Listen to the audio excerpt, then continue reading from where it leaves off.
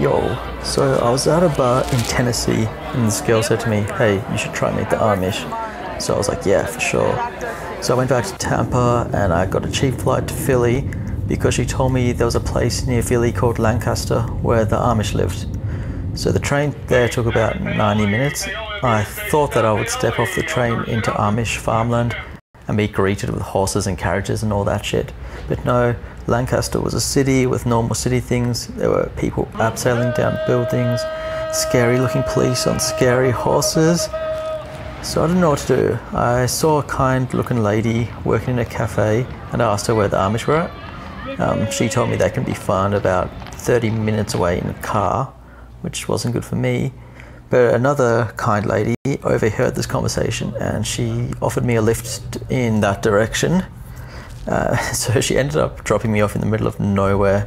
It was farm country, but there weren't Amish around. So I asked some people and I found out about a town called Intercourse, which sounded funny, and apparently there were many Amish there. It was about 5 miles or so away and there was rain threatening, the skies were grey.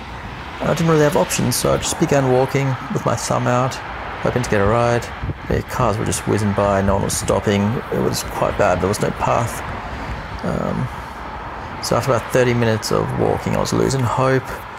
And then the sound caught my attention, the horses on the road. I could hear horses coming by. And I look over and there's a carriage and I see the Amish and we stare at each other and wave curiously. It was cool. I now had hope. You know, the Amish are here, I'm approaching it. So I walk a bit faster and about 45 minutes later, I see a weird looking dude, about my age, and he's on the other side of the road. He's the first person I've seen walking this whole time. And I think he also was thinking, who's this weird guy across the road? So we just stare at each other for a while and he comes over and we start talking. He introduces himself as Ike. He was smoking a cigarette, which was kind of weird, but he said he was Amish. So I tell him my story and he says, oh, I can give you a ride on my horse and carriage. So we go to his house. Is this your house? And I was so happy, I was so excited. You know, I've hitchhiked a horse, this is cool, I'm meeting a real Amish, exactly what I want. And he saddles up his horse and yeah, we're about to go. He runs inside to his house and tells me to wait a moment.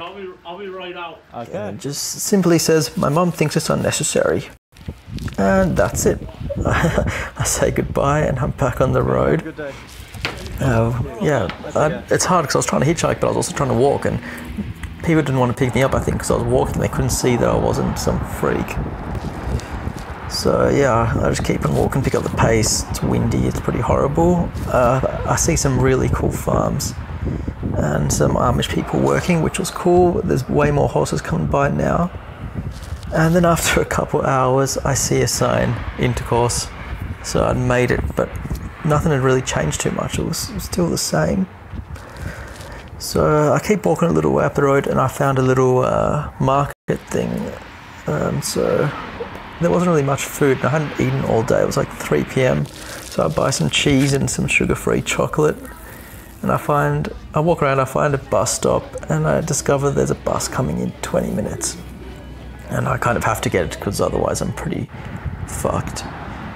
So I wait and this Amish guy, the quintessential Amish guy, comes by with his 2 young children and he looks friendly, so we start chatting. And we end up chatting for 20 minutes and he tells me all this really cool stuff about his life as an Amish man and, you know, just the different levels. And I realized, you know, it's quite normal, we're quite similar in some ways. He was a really nice guy and it made me so happy to meet him.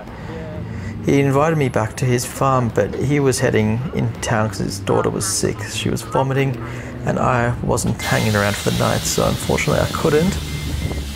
The bus ride was really cool. I was the only non-Amish guy for a while. And yeah, I ate my cheese and my sugar-free peanut butter cups and I considered the day, it was somewhat of a success. Thanks for watching, guys.